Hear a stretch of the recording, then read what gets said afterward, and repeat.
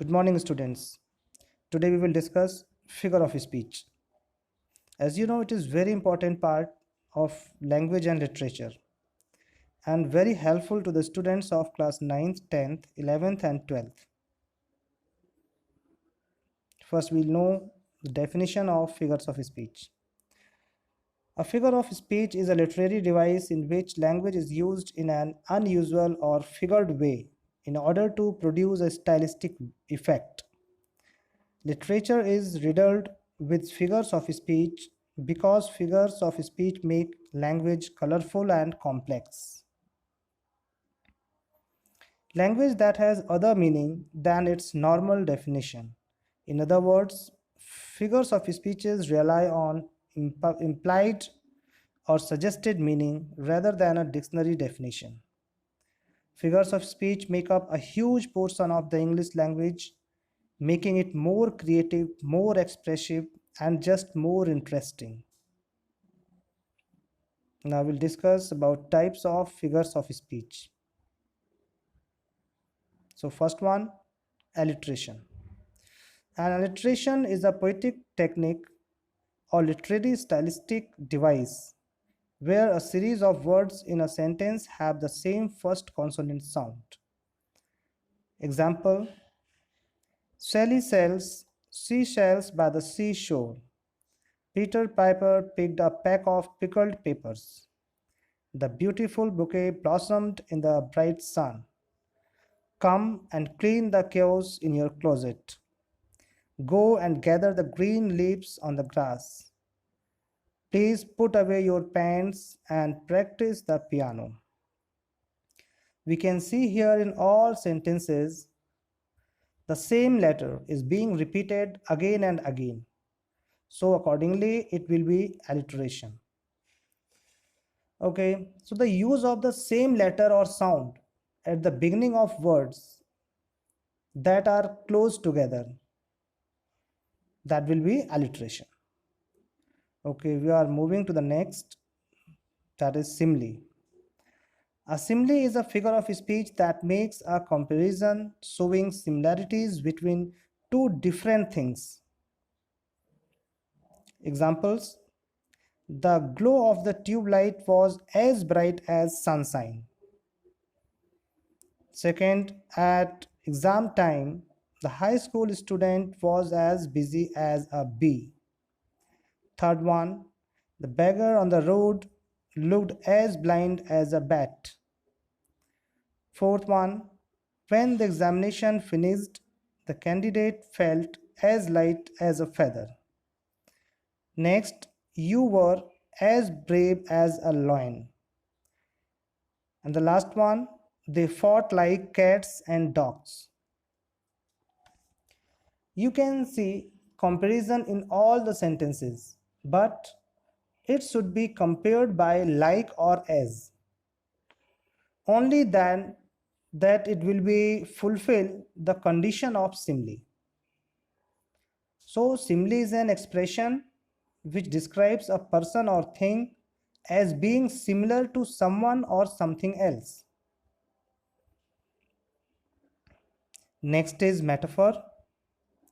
Metaphor is a figure of speech that makes an implicit, implied, or hidden comparison between two things that are unrelated but which share common things or characteristics.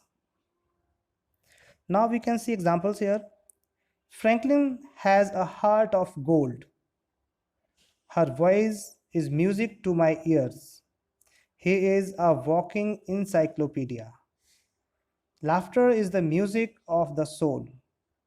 We are all shadows on the wall of time. Okay, so in all sentences, there's some common feature. We'll see here. The figure of speech is just like simile. In metaphorical sentences, something is compared directly without using like or as.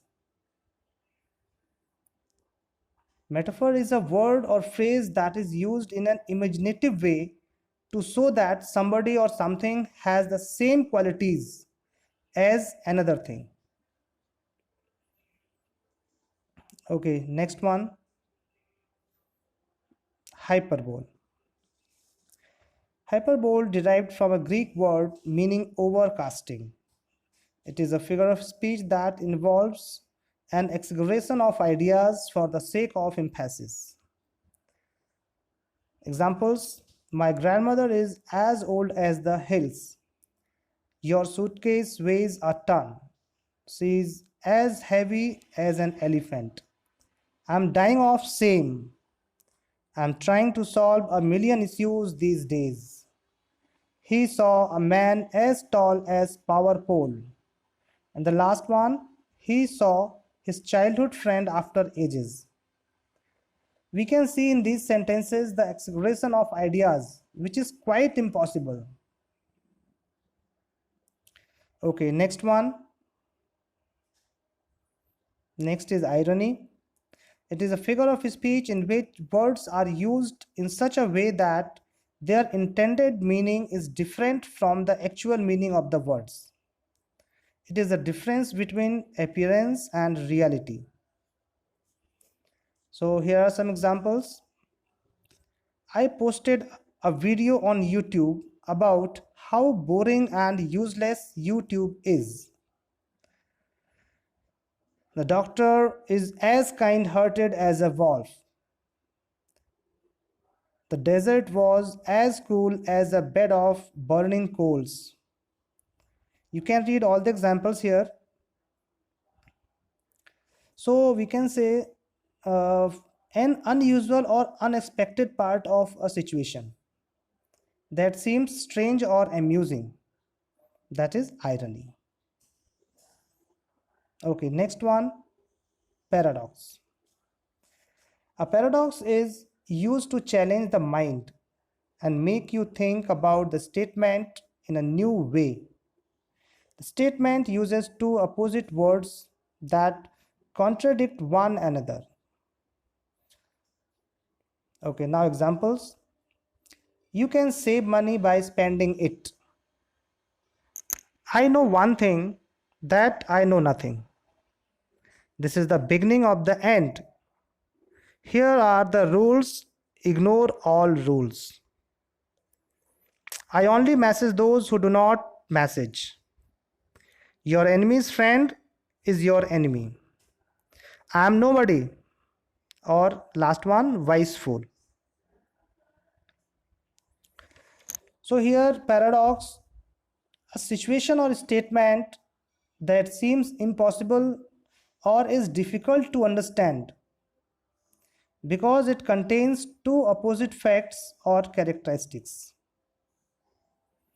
Okay, so next one, oxymoron. Oxymoron is a figure of speech in which two opposite ideas are joined to create an effect. The common oxymoron phrase is a combination of an adjective preceded by a noun with contrasting meanings, such as cruel kindness or living death. The same examples are there: open secret, tragic comedy, seriously funny. All the politicians agreed to disagree. And the last one, there was an employee in the office who was regularly irregular. So, oxymoron is a figure of speech containing words that seem to contradict each other. It's often referred to as a contradiction in terms. Next is onomatopoeia. Onomatopoeia is defined as a word which imitates the natural sounds of a thing. It creates a sound effect that mimics the thing described, making the description more expressive and interesting. Here we can see examples. The buzzing bee flew away. The sack fell into the river with a splash. The books fell on the table with a loud thump. Now The different sounds of animals are also considered as examples. Meow, moo, neigh. These are the words. Okay, so onomatopoeia is the process of creating a word that phonetically imitates, resembles, or suggests the sound that it describes, which such words are themselves also called onomatopoeias. Okay, next one, personification. Personification is a figure of speech where human qualities are given to objects or ideas. In the arts, personification means representing a non-human thing as if it were human. Okay, examples. Lightning danced across the sky. The door protested as it opened slowly. My house is a friend who protects me. The moon played hide and seek with the clouds. And you can read the following examples. So, personification in the arts, personification means representing a non-human thing as if it was human. Personification gives human traits and qualities. Okay, next one. Next is pun. A pun is a play on words that produces a humorous effect by using a word that suggests two or more meanings, or by exploiting similar sounding words that have different meanings. A horse is very stable. Second example, why did the spider go to the computer? To check his website. Third one, where do polar bears vote? The North Pole. Next, why are playing cards like wolves? Because they come in packs. So these are the examples. Pun, it is an amusing use of a word that can have two meanings or of different words that sound the same. Okay, now next one. Next is anaphora. In writing or speech, the deliberate repetition of the first part of the sentence in order to achieve an artistic effect is known as anaphora. Example, every day, every night, in every way, I'm getting better and better. Second example, my life is my purpose, my life is my goal, my life is my inspiration. In third example, I want my money right now, right here, all right. Here you're seeing all the examples. So anaphora is a literary and rhetorical device in which a word or group of words is repeated at the beginning of two or more successive clauses or sentences. Okay, next one. Anticlimax. Anticlimax refers to a figure of speech in which statements gradually descends in order to an order of importance. Unlike climax, anticlimax is the arrangement of a series of words, phrases or clauses in order of decreasing importance. Example, she is a great writer, a mother, and a good humorist. Second example, he lost his family, his car, and his cell phone. So, anticlimax occurs when the emotional intensity declines from a high to a low point. This can occur within an event or even simply a sentence. Okay, next one is metonymy. Metonymy is a figure of speech in which a thing or concept is not called by its own name, but by the name of something intimately associated with that thing or concept. Here we can see examples. Crown. Crown is used for the power of a king. Second example is the White House. The White House, it is referring to the American administration. Third one is dish. It is referred to an entire plate of food. The Pentagon, it is used for the Department of Defense and the offices of the US Armed Forces. So the act of referring to something by the name of something else that is closely connected with it, that is metonymy. Okay, next one. Next is Cynic Dog. Cynic Dog is a literary device in which a part of something represents the whole, or it may use a whole to represent a part. Cynic Dog may also use larger groups to refer to smaller groups. Examples: boots on the ground. It is referring to soldiers. Second, new wheels. New wheels refers to a new car. Ask for her hand. It is referring to asking a woman to marry. Plastic. It is referring, it can refer to credit cards. Like this. You can see all the examples here. So, Cynic Dog is a figure of speech in which a part is made to represent the whole. Next is tautology. Tautology is when something is repeated, but it is said using different words. There are times when repetition is accidental. The writer or speaker did not mean to repeat the idea. Repeating an idea in a different way can bring attention to the idea. Examples: the hot summer sun was scorching. Second, I personally made this card for you with my own hands. Third one, I never make predictions, especially about the future. Fourth one, me, myself, personally, cordially invite you to the party. So these are the examples you can see. So tautology is the repetition or repetitive use of phrases or words that have similar meanings. In simple words, it is expressing the same thing, an idea or saying, two or more times.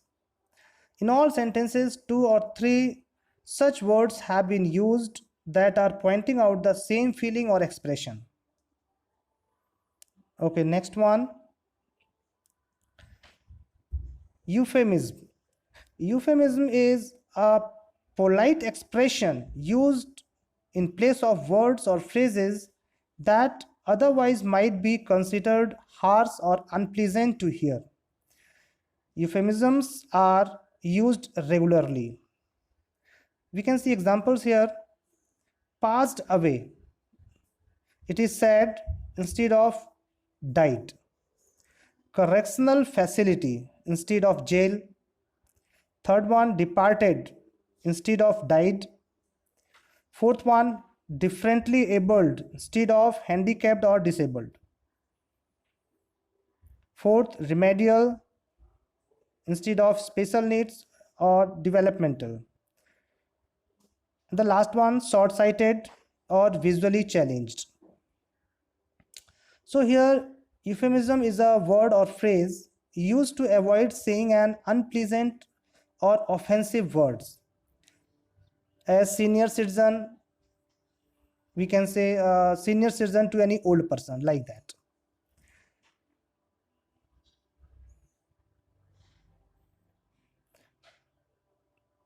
Merism. Merism is a figure of speech by which something is referred to by a conventional phrase that enumerates several of its constituents or traits.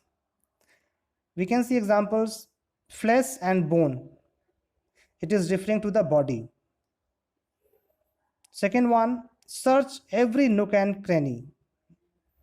It is referring to search anywhere, everywhere. Third one, sun, sea, and sand. It refers to a holiday destination. And the last one, young and old. It is describing all the population. So now I hope you understood everyone. So dear students, I hope this video lecture would be helpful to you. Thank you very much.